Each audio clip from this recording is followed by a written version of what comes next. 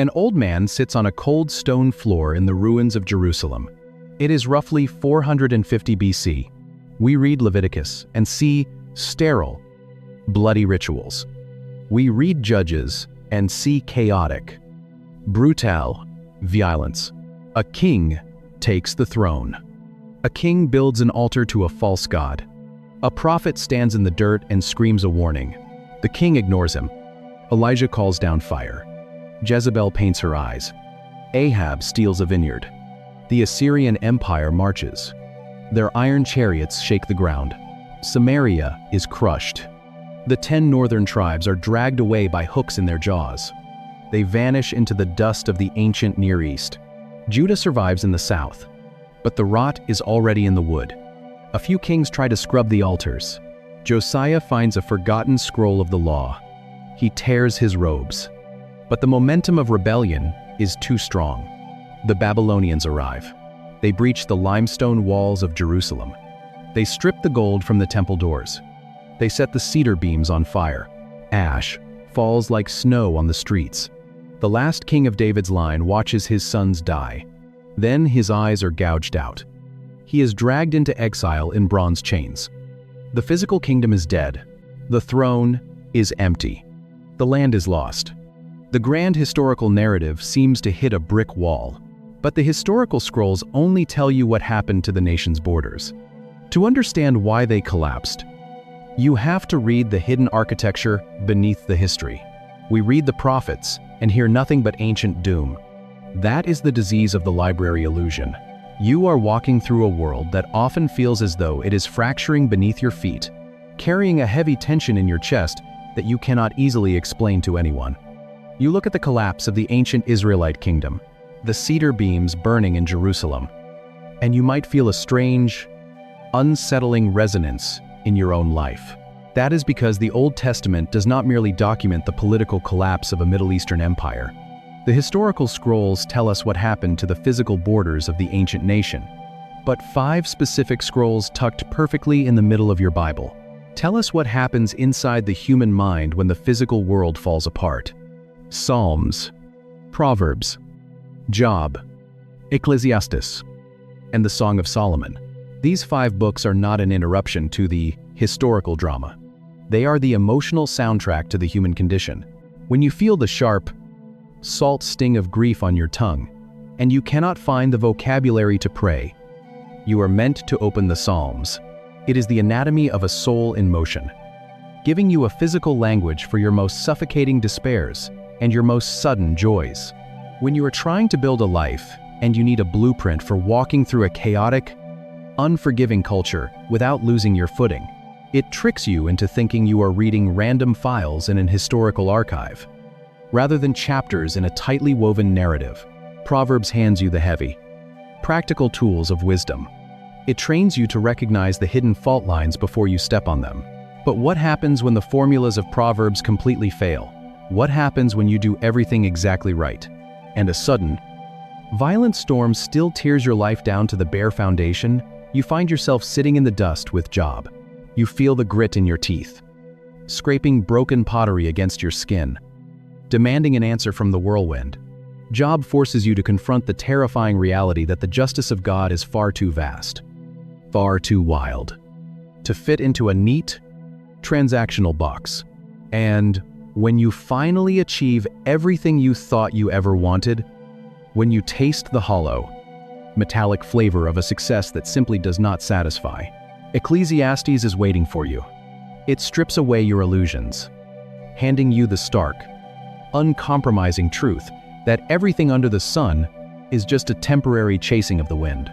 Then, piercing directly through that heavy cynicism, the Song of Solomon offers the intoxicating scent of crushed myrrh, reminding you of the burning, unquenchable fire of intimate love.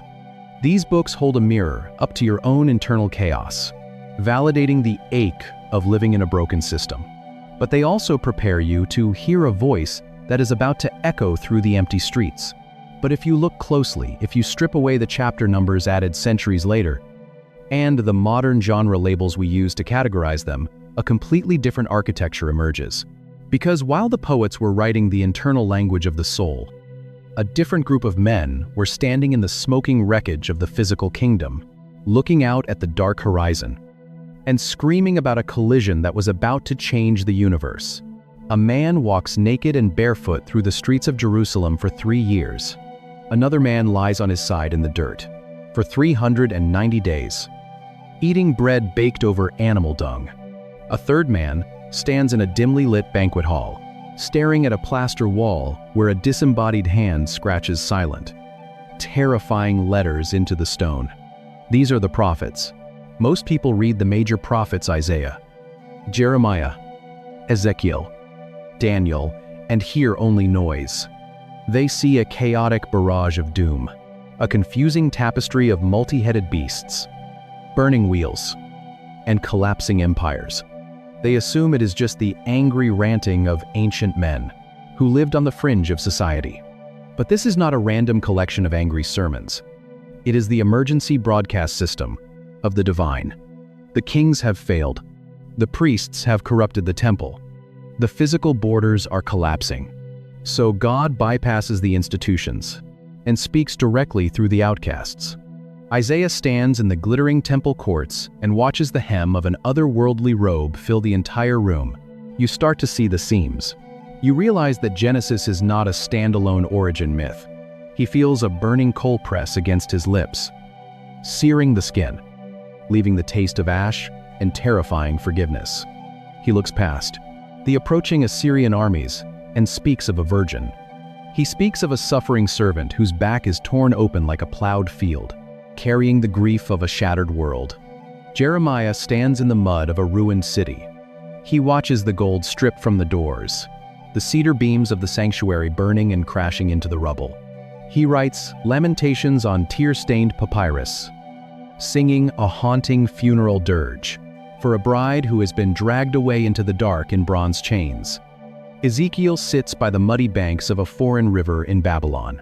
He feels the sharp, dry wind of a valley filled with thousands of bleached human bones. He hears the violent rattling of skeletons, snapping back together, bone to bone, muscle over sinew. He watches breath enter the dead, promising that the grave is not the final word for Israel. Daniel stands in a roaring furnace in the capital of the enemy. He smells the sulfur.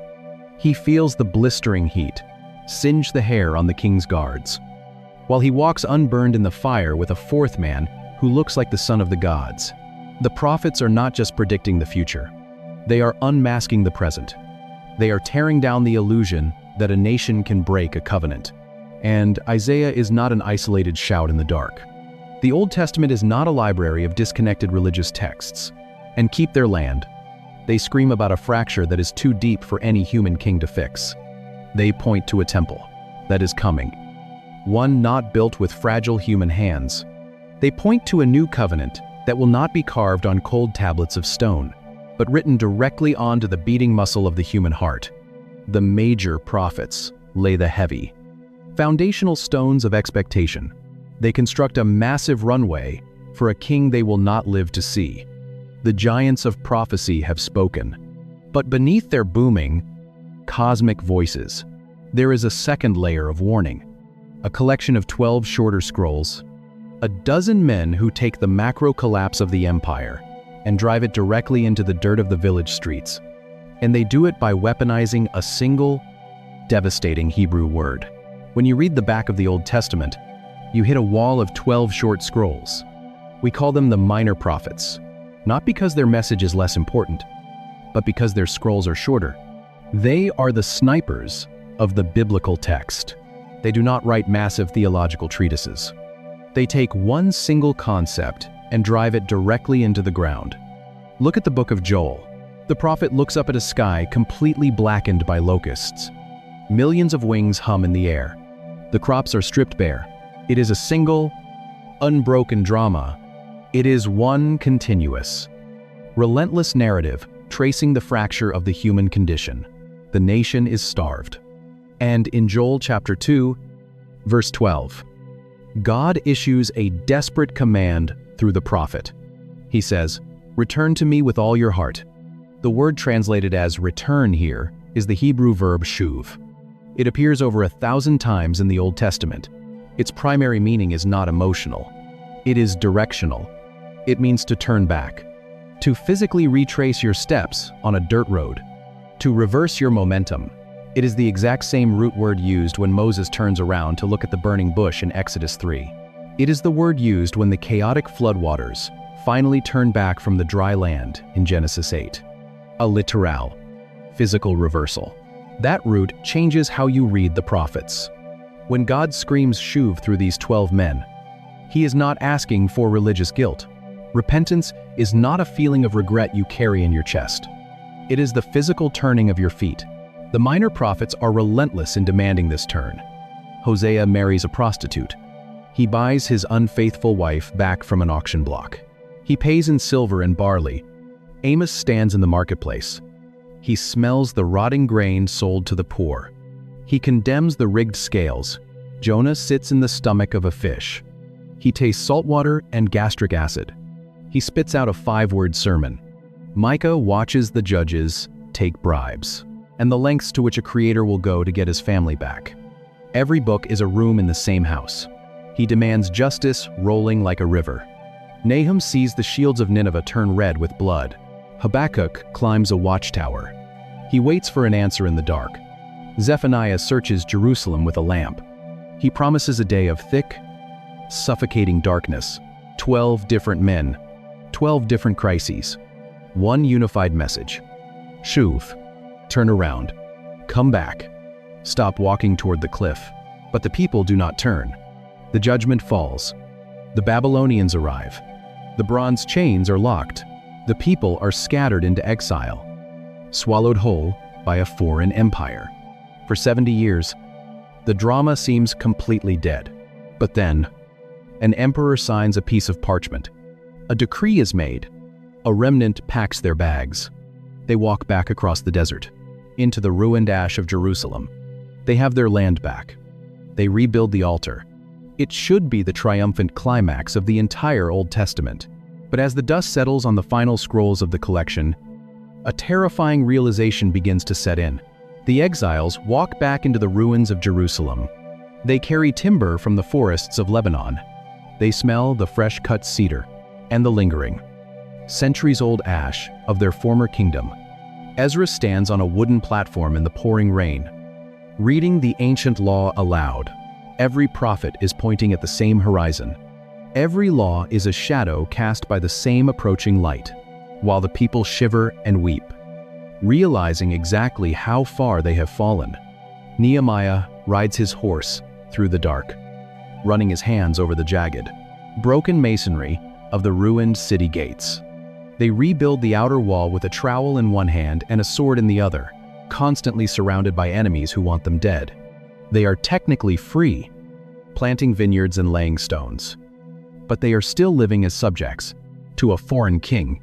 The return from Babylon is not a triumphant conclusion. It is a haunting anticlimax. They lay the physical foundation for a new temple. The young men shout for joy, their voices ringing across the Kidron Valley in celebration. But the old men, the ones whose eyes still remember, the glittering, massive gold architecture of Solomon's temple, they weep loudly. The sound of weeping and the sound of shouting mix together in the dirt, creating a noise so confusing you cannot tell the difference. They weep because something is fundamentally missing.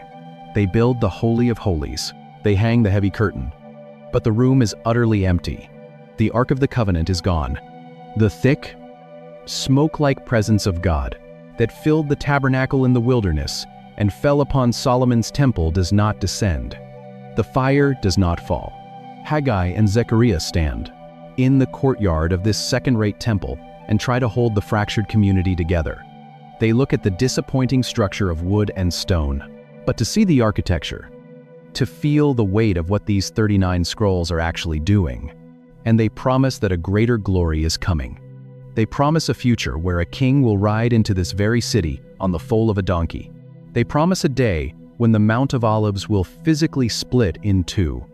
They are pointing past the immediate political disappointment toward a cosmic restoration, hundreds of miles away. In the marble courts of Susa, a Jewish girl sits on a Persian throne. She tastes the bitter fasting of 3 days, approaches a volatile king uninvited, and stops a state-sponsored genocide. The Book of Esther does not mention the name of God a single time, but his invisible fingerprints are pressed into every political reversal, proving that even in the furthest corners of the scattering, the covenant maker is awake, back in Jerusalem. Malachi delivers the final warning to a priesthood that has grown utterly cynical. They are offering blind and diseased animals on the altar because they no longer believe the divine fire is ever coming back. He promises that a messenger will come to prepare the way, burning like a furnace, turning the hearts of the fathers back to the children. And then, the scroll rolls shut. The ink dries. For 400 years, the sky over Jerusalem turns to brass. No prophets speak. No new scripture is written. The Roman legions eventually march in, their iron hobnailed boots cracking against the paving stones of Judea. The people are left waiting in a suffocating, centuries-long silence. The air still smells faintly of ash and centuries of exile. Around him, scattered on the ground, are heavy scrolls of sheepskin and brittle fragments of papyrus. You have to read them in the order the story was meant to be told. You have to start. But the silence is not an abandonment. It is the deep, quiet intake of breath before the final. Defining word is spoken. A perfect garden fractured in the dust, and a family was chosen to carry the promise. A nation was trapped in the brickyards of Egypt, and the sea split open to bring them to a mountain of fire. A terrified generation wandered 40 years in the sand, and a new generation finally crossed the flooded river. The warlords plunged the land into violent chaos, and a foreign widow laid on a cold threshing floor to save the bloodline of the king. The cedar temple burned, and the crown was dragged away in bronze chains, and the poets wrote the language of our deepest grief. The empire swallowed the people whole, and the prophets stood in the ashes to promise a heart of flesh. A broken remnant returned to rebuild an empty, quiet room, and the sky went completely silent to prepare for a cry in a manger. One unbroken thread, one continuous story. But maybe the part that stays with me most is the word we found on that midnight threshing floor. Hesed, that fierce, unbreakable covenant loyalty that moves toward the vulnerable at great personal cost. Not a love that waits for you to have your life perfectly together, where the ancient scribes started. At a beginning that immediately sets a trap for an ending. A love that spreads the corner of its garment over you when you are shivering, destitute, and completely out of options. If you are in a season where you feel like you are standing in the ruins of your own life, staring at a silence you cannot understand, remember the architecture of these 39 scrolls. The silence of God is not the absence of God. The fracture of your current chapter is not the end of the book. He is a God who builds his greatest rescues in the absolute dark. If tracing this hidden architecture opens something new for you, hit subscribe and leave a comment. Even one word helps. Share this with someone who feels like their life has fallen into disconnected pieces. Pray for us as we keep digging into these texts. And may the God who weaves every shattered piece into a single drama walk with you through your own silence and bring you safely home. We look at the first book of this collection and expect to read an origin myth. But Genesis is not a scientific manual. It is a family tree. If you scan the original Hebrew text, you will find a structural beam holding the entire scroll together. The word is toledot, generations. It appears exactly 10 times in the text. 10 hinges that turn the massive door of human history. These are the generations of the heavens and the earth, of Adam, of Noah, of Abraham, of Jacob. The narrative moves with terrifying speed. A perfect garden is planted. A serpent speaks. A piece of fruit is crushed against human teeth. And suddenly, the blueprint is fractured. A brother bleeds out in the dirt of an open field. The fracture spirals out of control. Floodwaters wipe the slate clean. A brick tower in Babylon crumbles into the desert sand. God narrows his focus to one man. He pulls Abraham out of a pagan city to start over, promising him a massive family and a permanent land. He is Ezra the scribe, and he is doing something that will shape the entire course of human history. He is gathering the pieces.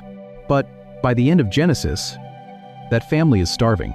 They are forced to migrate to Egypt just to survive. The first book of the Bible does not end in triumph. It ends with a corpse.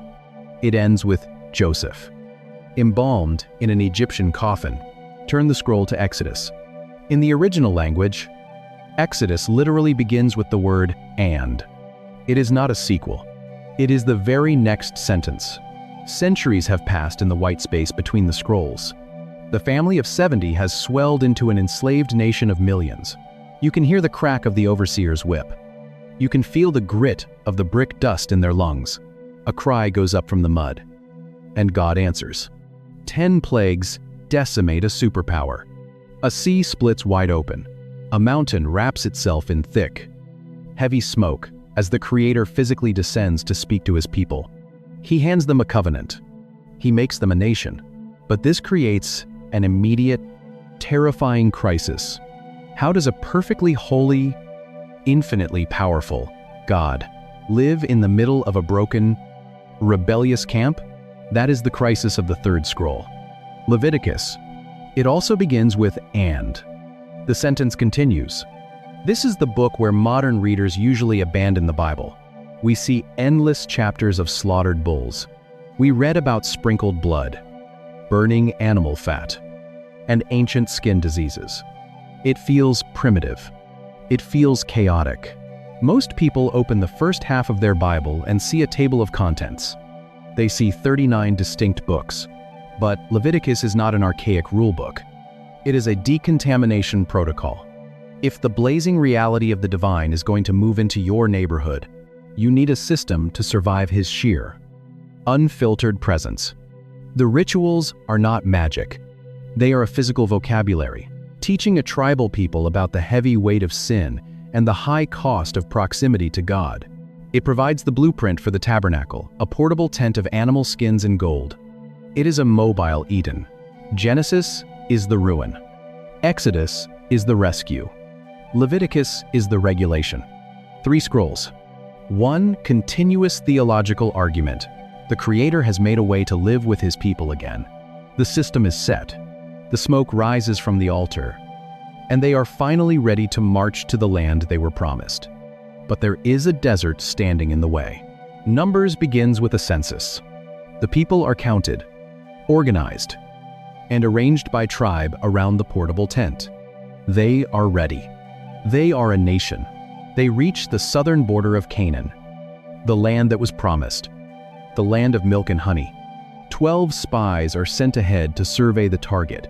10 of them come back with their eyes full of giants and their hearts full of fear. They see a towering, intimidating library of ancient laws, disconnected histories, strange poetry, and angry prophecies. They report that the land is impenetrable.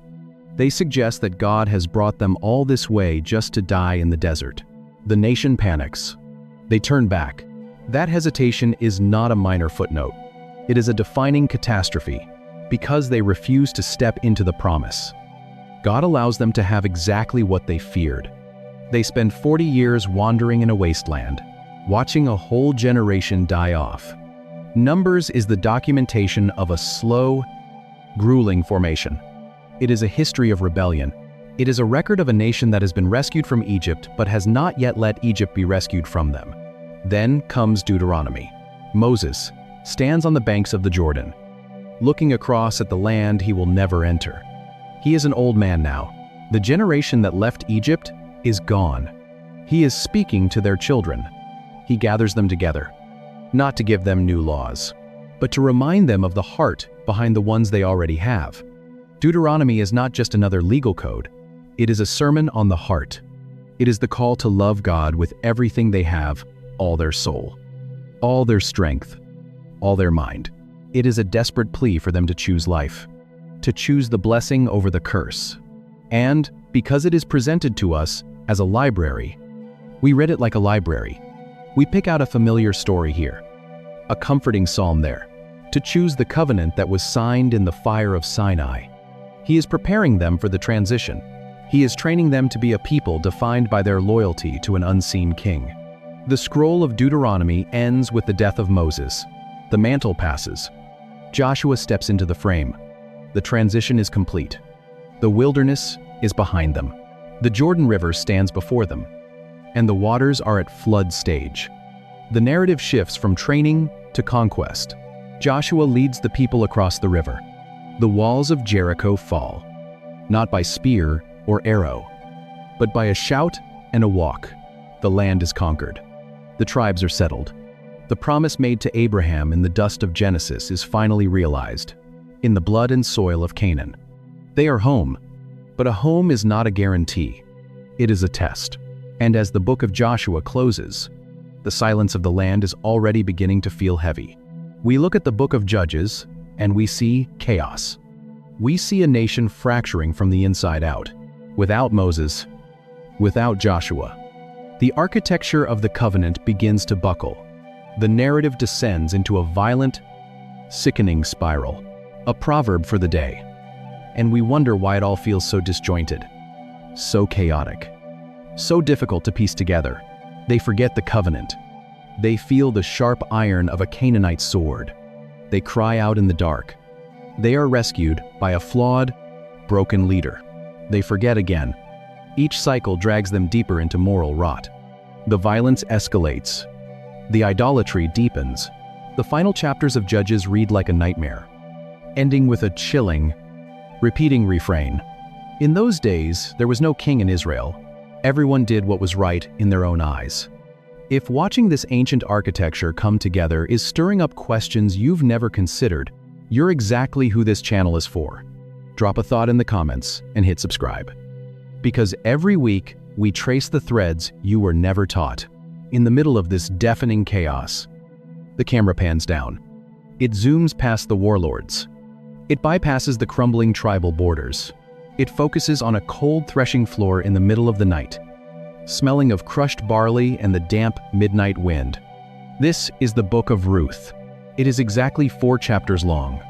A destitute Moabite widow lies trembling at the feet of an older Israelite farmer named Boaz. She is asking him to spread the corner of his garment over her to cover her, to redeem her dead husband's lineage, to save her from starvation. Boaz looks down at this foreign woman in the dark.